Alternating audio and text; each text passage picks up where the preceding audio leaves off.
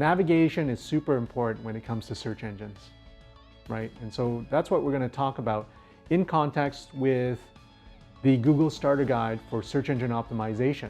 Yes, Google has a guide for search engine optimization, tells you exactly what you need to do. And so what we've decided to do is we've decided to take it step by step. And therefore today we're going to talk about navigation and URLs as it pertains to local businesses. Yep. So I'm Stephen Lau. And I'm Tahmi Sawad. And let's give your users a mechanism to navigate your website properly and to also give you a mechanism to share your URLs properly as well, right? So I think the first thing that in the guide it talks about is breadcrumbs, right? So a breadcrumb is a mechanism to show the user where you are in context of your entire website. So as an example for a home renovation website, let's just say I land on your kitchens page. Well, I might see a breadcrumb that says home, renovations, kitchens, right? So that's a breadcrumb. Because, and it's important, Google says it's important because at the end of the day, it's about navigation, right? So that way you know where you are. Because if your website is larger, what happens is that Google is driving traffic directly to that page when someone's looking for, say, kitchens. Right. It doesn't make sense to drive them to your homepage where maybe it's all about renovations, right? So it wants to drive you to the most pertinent content. So your first page, which is the landing page, becomes that kitchen page. Right. And so you want to make it usable for the user so that they know where they are. That's why the breadcrumb. It's right? not just for the user, it's for the crawlers as well, right? So That's right. They know where they are at your website and which page they should go next to crawl. That's correct. That's correct. And so we have talked about in the previous show, we talked about organization of your content. Right. So you also have to kind of naturally allow that flow in terms of your navigation as well, because that helps you. If you start with a good site architecture or structure, then your navigation also becomes simple, right? Because as your website grows, it becomes more complex, obviously. So you don't want to, similar to planning your architecture, it's in part also related to planning your navigation on your website. Also, it helps you to plan your URL structure as well. Yes. If you're planning the navigation properly, then the URL structure will reflect that navigation planning in the URL structure itself. That's right. And Google also says, don't try not to use as many images as your navigation. Yep. And typically, I think it says that because maybe people don't add any context to the image. Right? So if they don't add any context to the image, then that image means nothing to Google, and it doesn't know about that particular navigation at the end of the day. Exactly. Like I often see people only naming the pages properly and not the resource files, like the image files, if there is any PDF, any document. So people leave it like PDF1, PDF2, or image1, image2. What does it mean, right? You have to make, or you have to name the file in a way that makes sense, not just to your users, to your search engines as well. That's right. Another common thing is when you start to move content around because your website starts to get bigger, the URLs might change, right? And so again, Google says that you want to pay attention to that URL that you're changing to.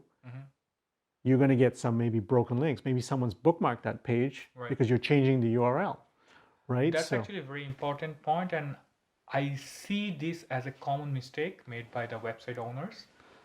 They suddenly feel when there are more content, there's a need to change the URL, and they just do that without thinking about the implications. That's right. That's right. Because search engines have already indexed that. Maybe directories have indexed that. Maybe people have bookmarked that. So what ends up happening is you get a 404 error page, right? And search engines, they do not like 404 pages. That's right. So you ultimately want to create a redirect from that page to the new page. But if it does come up as a 404, Google does recommend that you create a useful 404 page as opposed to, oh, you've reached a broken page. No. Well, maybe design it appropriately to say, okay, this page no longer exists. You might have looked for this content. Please use our search, or here's some additional pages that you may be looking for. Yeah, like link some important pages on your website where you actually want your users to visit, right? Even if they stumble upon a 404 page, guide them to go to the appropriate That page. is correct. That's correct. And of course, Google also says that you want to make the URLs as simple as possible. Right. But that makes sense though. If I have to give you an address, Right. imagine if I said, oh, hey Timid, go to yourname.com/resources/how to take care of your plants in your residential home in Ottawa. And hyphen. Hyphen. It's too long. It's too long, right? So simplifying the URL is very important. Yeah. So I know that it happens a lot with blogs, especially if you're using a CMS or WordPress. People just press go, right? Just And update the content and go. yeah, because you put the title in and then WordPress assumes that you want that title to be your URL. Right. So take the extra step of defining what the URL of that page is going to be so you can have a more concise URL for sure. And Right? it's very simple. Like it should be right there on the screen somewhere on the right side with the option to name the page whatever you That's want. right. That's right. And of course, if you spend the time to rename that page, then you're using keywords in there as well and Exactly. becoming more Very relevant, important, very important. you know, and whatnot. And then, you know, if it becomes, well, let's just say you start to get a lot of content, especially in your blog, maybe you should start categorizing it, Yeah. right? Because That's then another it thing. becomes like a directory. Right. And I think that's also important. Yep. Okay, so in summary then, I think it's critical that you help your audience and you also help Google with navigation in URLs, Right. right? And it's critical that, you know, you start using HTTPS or secure URLs, Yeah. right? You kind of use a folder structure, perhaps simplifying your URLs as well. If you change your URL, make sure to update that in terms of a redirect file because it'll end up becoming a 404 page, which is like a broken link. Yeah. Also name your resources properly. And name your resources properly as well. It's again taking the time so that people can find what you offer. Right. And also helping Google to help to catalog you better because it wants you to be found Exactly. at the end of the day. Yeah. So the reason we're doing this, obviously this is in context of the Google SEO Starter Guide, right?